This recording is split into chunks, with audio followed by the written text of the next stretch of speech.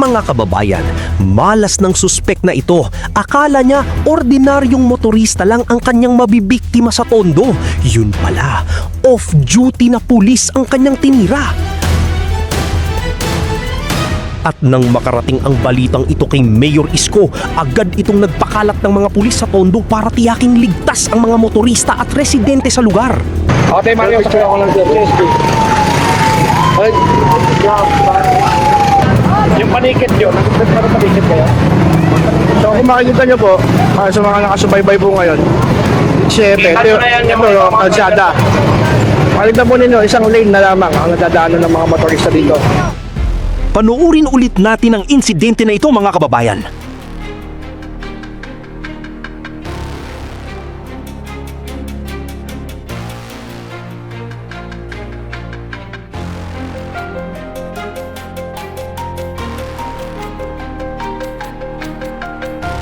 Sa halip na makalusot matapos ang pambibiktima, biglang nabaliktad ang sitwasyon.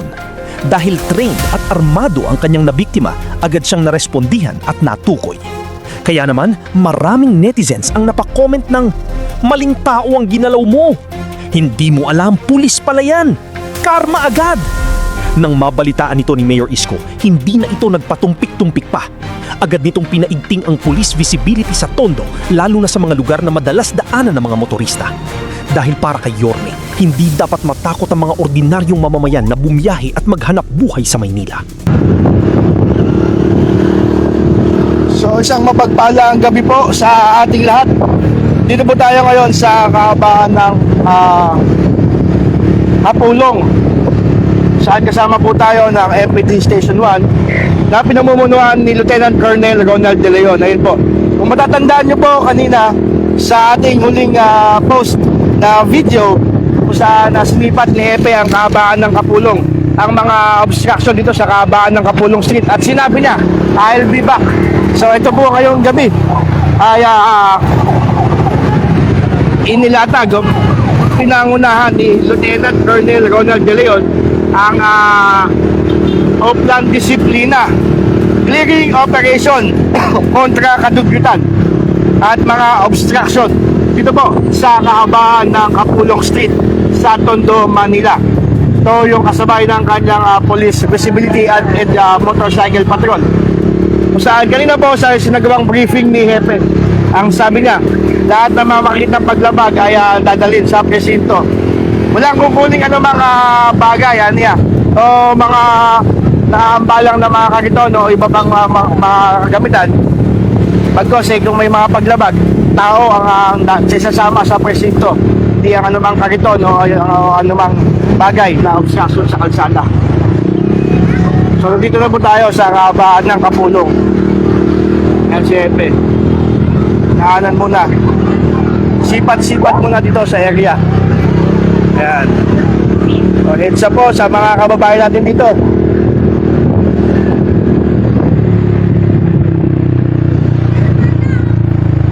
Ayan, sabay umikot. Ayun na, sinipat mo na. Pass by, sabay likutan. Dito na. Oplan Disiplina Clearing Operation laban sa mga kadugyutan at obstruction dito sa kahabaan ng Kapulong Street sa Tondo, Manila. Rapya. Ayan, si Batan po lasan ng mga Yeah.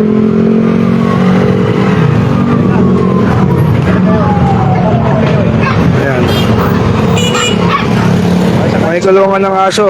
Kung ano-anong gamit sa kalsada. Ito kalsada, kahabaan ng Road 10. Okay, Mario, picture ako ng CSP. Sama rin po ni Hepe ang kanyang investigation section para magdokumento at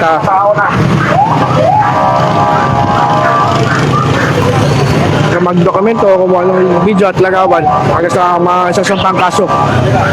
So ayun, pinipit ni Hepe. Dom! Sakay, Dom!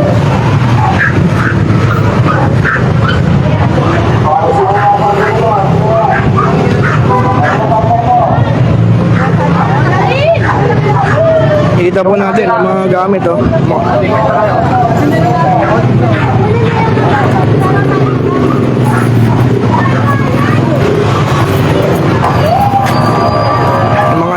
ng motorsiklo. Bali isang lane na lang ang nagagamit dito. Dahil po sa mga kapagadang sasakyan. Ay, sakay nyo na to sa mobile. Ayun si ate nasa e-trek. Inaayos yung e-trek na nakapagad sa gilid. Sakay sa mobile. Kung magbalang gabi po, sama po natin si Captain Ryan J. Balagtas. Magandang gabi sa mga taga-subaybay ng Police Big Brother. Yun. We! Mga bata, nauwi.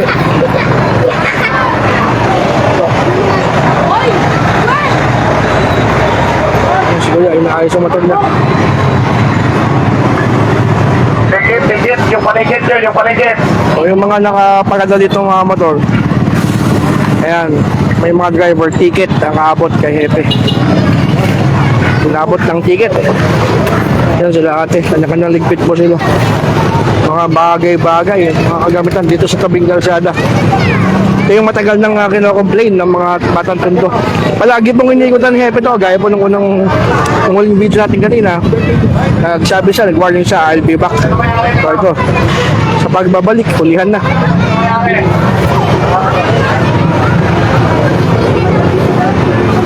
Sino may aray mo?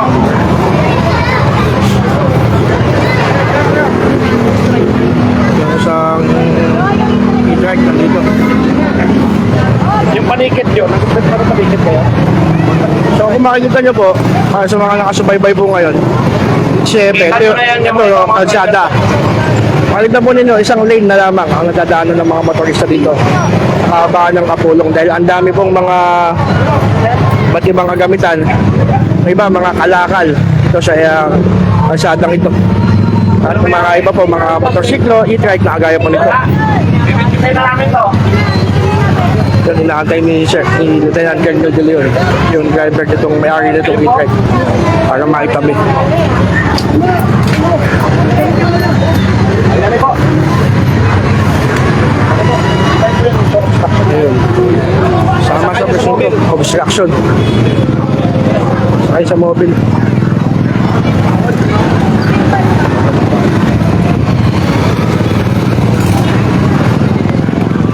Biglang daan-daang nawala yung mga nakapagado dito kanina, nadaanan natin. Mga gamit na nandito. Tama kayo. Pati yung mga pagkikita nyo ng mga yan. Aalis yung mga tricycle. Tabing kalsada. Itong mga refrigerator dito, ba't hindi pa tigil-tigil to dito? Sino may aray nito? Wala?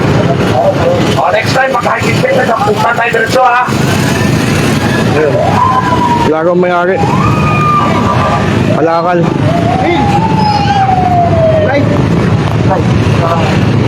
Sorry.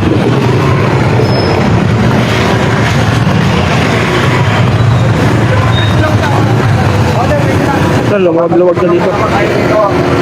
Nako. Ang susunod. Ano yung pagsok? Luluto. Sa akin. Kita mo Tumigaw siya. at kusina ang kalsada. Patay mo na yan.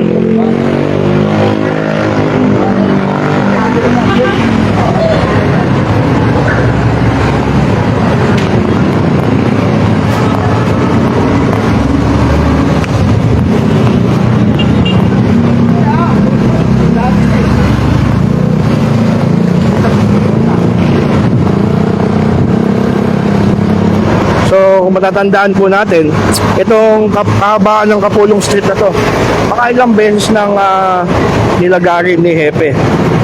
Di rin po nagkulang ang kapulisan ng Manila Police District sa pamumuno ni Colonel De Leon para sa pakikipag-ugnayan sa mga barangay, kaugnay sa mga hakbang kontra kadugutan at obstruction sa kalsada.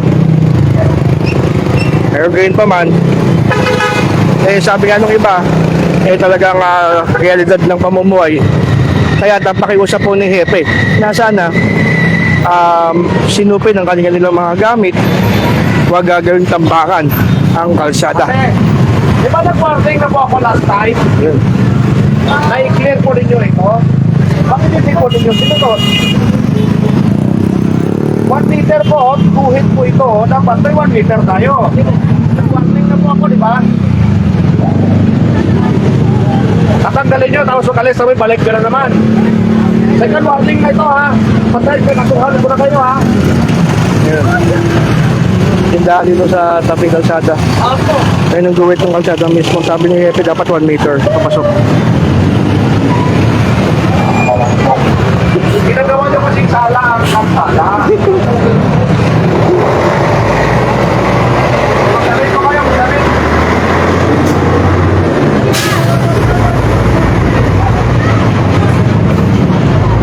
Ayun, may mga palengke, tikita nyo na ito. Yun. Sige, kaya sige. Kaya mo na yan. Yung van na nakaparking sa kanila, tikita nyo na. Yun, yung van. Kabila. Kuya, natagal kaya sige. Sakay nyo to. Sakay mo to. Yan, sakay nyo yan. Sakay sa back-to-back. Saan yung mga personel natin? Kunin mo na. Iwanan mo na yan, anuhin mo yan.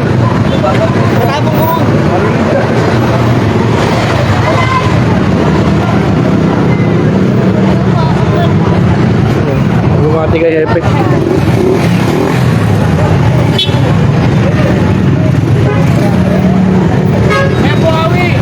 Yun o. Yung van. Panikit, may panikit. Tamakin po natin yung Hepe, yung version ng Don Bosco PCP. Pangunguna ni Police Captain Virgilio Mabolok at ang SMPCP Commander na si Police Captain Ryan J. Balagtas.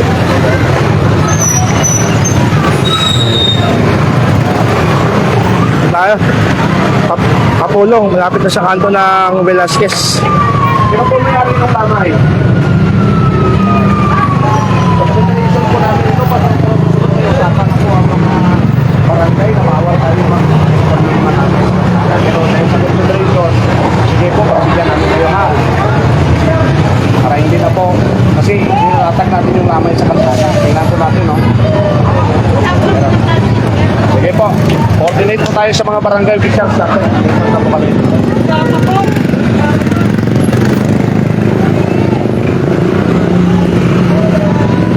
Yun, lumawag dito. Pag na may mga nakapark dito, ayun, kagaya gangalisan. O yan yung dalawa. Dalawa na yan. Nakikita nyo na yan. Ito. Palagtas. O mga nasensya na, nakikita nyo na yan.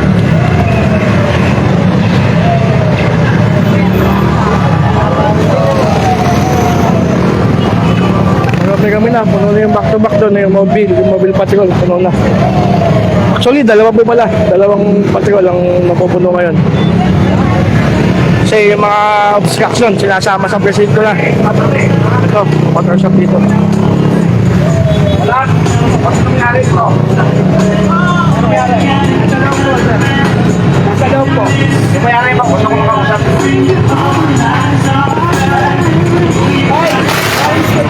Motor shop, tabi kalsada, alam mapulong. Ano nyo? Pagsada, ginagawa ninyo. Patay mo muna isang.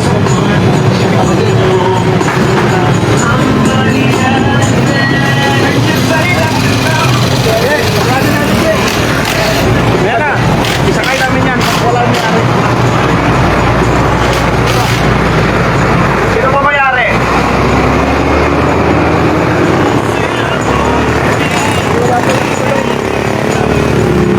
Ay, kayo ba mayari? O, tama po muna kayo sa akin, ha? Lahat kasi ng mga violation ng ordinance na sinasama namin ang style namin, ha? Nakailang warning na po ako. Para po tayo. Pagkatuhan kayo ng mag-master. Tara po. Saan Ayun, police? mayagi ng motor shop. Police! Mario! Sama sa presinto kasi obstruction. Picture nyo ito. Kaya yan, may mga tabi kalsada po mismo, yung kapulong, yung mga motor shop. Although meron naman pong loob doon, pero may ginagawa din sa tabi kalsada.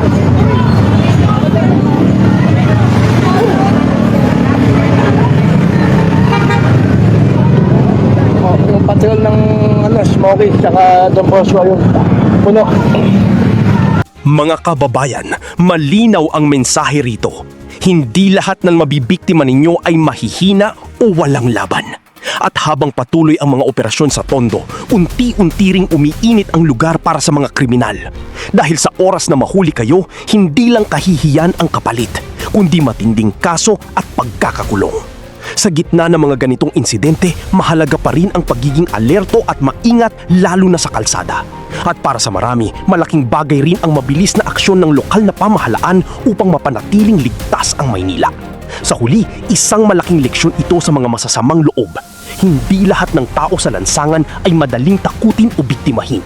At sa Tondo ngayon, mas lalong umiigting ang pagbabantay laban sa krimen. Mga kababayan, sang-ayon ba kayo na dagdagan pa ang police visibility sa Tondo? Comment down below. Ako nga po pala ang Kuya Genio na palaging nagpapaalala sa inyo na dapat alam mo to.